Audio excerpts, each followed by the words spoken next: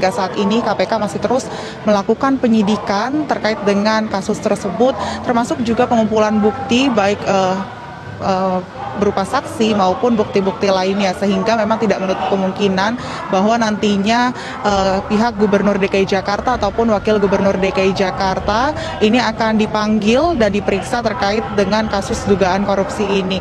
Fakta menyatakan hari ini KPK terlihat mulai bekerja serius menangani korupsi yang ada. Kita menunggu KPK untuk melanjutkan aksinya di APBD DKI Jakarta. Di sana masih banyak ada yang istilahnya menggunakan kelebihan bayar, ada Formula E dengan uang triliunan, dan di Jakarta Barat juga kejaksaan melakukan penggeledahan. Kita menunggu semua korupsi di APBD DKI Jakarta ini dibongkar. Tidak ada lagi yang boleh menghalang-halangi. Beranikah KPK selidiki dana Formula E itu? Kalau pembelian lahan saja mereka bisa markup, ya potensi markup untuk Formula E juga bisa sangat besar. Akhirnya terjadi juga. Nama Gubernur DKI Jakarta Anies Baswedan dikabarkan segera dipanggil KPK untuk menjadi saksi dugaan korupsi pengadaan tanah di Munjul, Cipayung, Jakarta Timur. Kabar itu membuat juru bicara Partai Solidaritas Indonesia atau PSI, Valdo Maldini, turut angkat bicara. Soal Anies dipanggil KPK, kami rasa ini sebuah proses hukum yang kami harapkan membuka berbagai tabir dalam kasus ini. Katanya kepada Genpi.co. Valdo menjelaskan tabir kelam kasus korupsi yang menerpa pemerintahan ibu kota harus dituntaskan. Ini adalah sebuah kasus yang krusial untuk DKI Jakarta dan uangnya juga besar. Ia pun berharap kasus korupsi bukan sekedar tangkap penangkap oleh KPK, tetapi ada pembaharuan dalam pemerintahan daerah. Ini soal pengolahan aset yang lebih profesional. Jadi kami nggak ingin melihat ini sebagai benci-membenci orang tertentu. Dan menurutnya pengolahan aset ini harus kembali sebagai sebuah persoalan publik. Jangan dikit-dikit mengamuk kalau nggak sesuai dengan kehendak. Jelasnya, dia pun mendoakan agar Anies dapat bekerja sama dengan mengungkap persoalan ini. Sebelumnya PLT juru bicara KPK Ali Fikri menjelaskan jika para pihak yang akan diperiksa tersebut telah mengetahui rangkaian peristiwa perkara. Pemanggilan ini diperlukan dengan tujuan agar perkara punya titik terang dalam dugaan perbuatan para tersangka perkara ini. Rencana yang dilakukan oleh KPK ini pun mendapatkan respon baik dari salah satu mantan politisi Demokrat sekaligus pegiat sosial media yaitu Ferdinand Hutahean. Ferdinand menilai jika KPK saat ini lebih baik walaupun tanpa adanya pegawai KPK seperti Novel Baswedan dan kawan-kawan yang masih mempermasalahkan status penonaktifan kepegawaian atas tidak lolosnya ASN di tes TWK tersebut. KPK lebih baik dan bukan kiamat tanpa Novel Baswedan dan kawan-kawan, tulis Ferdinand Hutahean yang dikutip dari portal Jember lewat akun Twitter miliknya. Tidak hanya itu saja, Ferdinand juga menilai bahwa hal yang dilakukan KPK saat ini merupakan bukti tanpa adanya Novel Baswedan yang sudah tak lagi memegang kasus, justru kinerja dari KPK dapat bergerak lebih cepat. Ini bukti kalau KPK bergerak lebih cepat pasca Novel Baswedan tak lagi pegang kasus di KPK. Dan ini adalah sebuah perkembangan yang menggembirakan bagi pemberantasan korupsi. Ayo KPK maju terus, tambah Ferdinand. Seperti diketahui, KPK resmi menetapkan mantan Direktur Utama Perusahaan Umum Daerah atau Dirut Perumda Pembangunan Saranajaya, Yuri C. Pinontoan atau YRC sebagai tersangka kasus dugaan korupsi pengadaan lahan di Cipayung, Jakarta Timur. Selain Yuri, KPK juga telah menetapkan Direktur PT Adonara Propetindo Tommy Adria, Wakil Direktur PT Adonara Propetindo Anjarun Tunewe, dan PT Adonara Propetindo sebagai tersangka korporasi. Kasus ini bermula sejak adanya kesepakatan penandatanganan pengikatan akta perjanjian jual beli di hadapan notaris yang berlangsung di kantor perusahaan daerah pembangunan sarana di hadapan notaris antara pihak pembeli, yakni Yudi C. Pinontoan selaku dirut dari Perusahaan Umum Daerah Pembangunan Saranajaya dengan pihak penjual yaitu Anjarun Tunewe pada 8 April 2019. Pada waktu yang bersamaan terdapat penemuan terkait pembayaran sebesar 50% atau sekitar sejumlah 108,9 miliar rupiah ke rekening bank milik Anjarun Tunewe di Bank DKI. Beberapa waktu kemudian atas perintah Yuri dilakukan pembayaran oleh Perusahaan Umum Daerah Pembangunan Saranajaya kepada Anjarun Tunewe sekitar sejumlah 43,5 miliar rupiah. Dan dari uang tersebut diperuntukkan pelaksanaan pengadaan tanah yang terletak di Munjul, Kelurahan Cipayung, Jakarta Timur. Akibat perbuatan tersebut diduga telah mengakibatkan kerugian keuangan negara sebesar 152,5 miliar rupiah. Keberanian KPK dalam mengusut korupsi DKI tak lepas dari kisruh di internal KPK sendiri.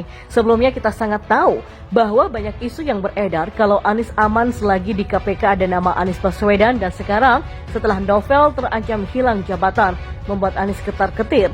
Sekarang ini kita melihat bagaimana tidak fokusnya si Novel dan kadrun-kadrun lainnya yang gagal tes wawasan kebangsaan dalam menghadapi dirinya yang radikal ini. Novel dan para kadrun yang gagal tes wawasan kebangsaan harus menerima bahwa mereka ini radikal lewat indikator yang jelas pastinya. Kemudian dari 75 orang ada sekitar 50-an orang yang dipecat karena memang rapornya sudah kebakaran. Mau jadi ASN, makan uang negara, tapi nggak punya jiwa cinta dengan negara. Ini namanya pembangkangan dan radikal HTI FPI. Mereka ini tidak fokus, merasa hak asasi manusianya dilanggar, padahal mereka lupa bahwa ada hak asasi manusia para tersangka, sarang burung walet yang juga dilanggar lewat tembak kaki, setrum kemaluan dan dibiarkan mati pendarahan. Alhasil mereka tidak bisa lagi keluar-keluar soal pemberantasan korupsi. Kemudian keseribuan pegawai lainnya yang lurus pun mendapatkan lampu hijau untuk menjemput paksa Direktur Utama PD Saranajaya yang adalah anak buah Anies sendiri dalam korupsi lahan. Sekarang ini di Rut Saranajaya sudah dipamerkan di ruang konferensi pers KPK yang sudah dipakaikan rompi oranye, padahal penetapan tersangka sudah berbulan-bulan lalu.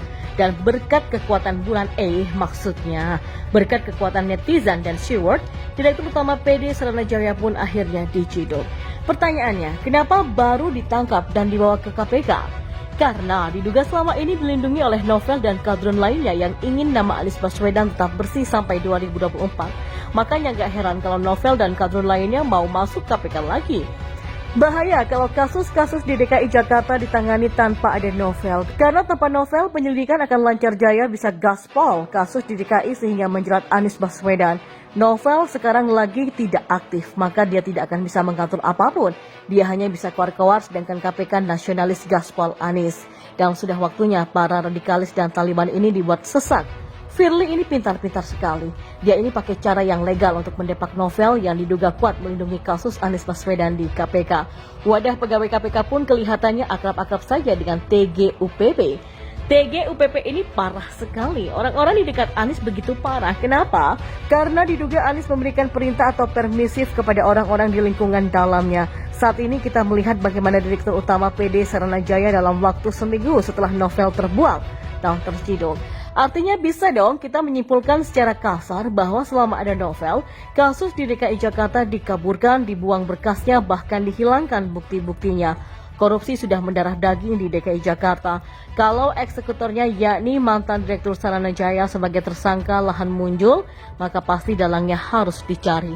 Anies adalah orang yang menandatangani pembelian lahan, dan ini sudah nggak bisa didebatkan lagi. Jelas-jelas ada tanda tangan dari Anies. Mungkin dalam hal ini kita bisa melihat bagaimana korupsi di DKI bisa menjadi salah satu indikator apakah KPK ini layak dipertahankan atau kita buang saja.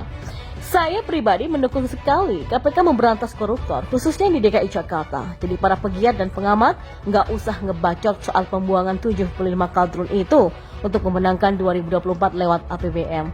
Ada yang ngomong sih pakai APBN untuk dikorupsi demi 2024. Nggak usah kejauhan, cuk. Lihat saja ke APBD di DKI Jakarta, sudah jelas. APBD DKI Jakarta banyak janggalnya. DPRD pun dibungkam oleh gubernur, tidak berani keluar-keluar. Penanganan pandemi juga paling mahal, tapi malah dapat nilai A. Si Pandu Riono pun sampai sekarang belum kedengaran bela si Anies.